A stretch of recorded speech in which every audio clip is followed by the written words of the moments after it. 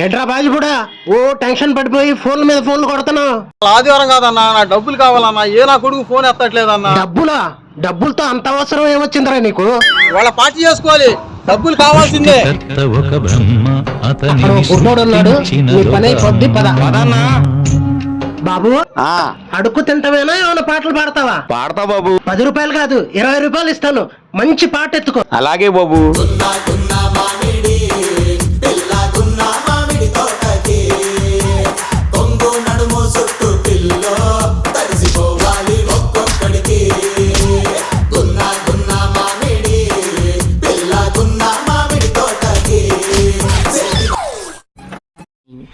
ఏంట్రా నేను గుడ్డోని అనుకున్నారేంటి? నాకు కళ్ళున్నాయి.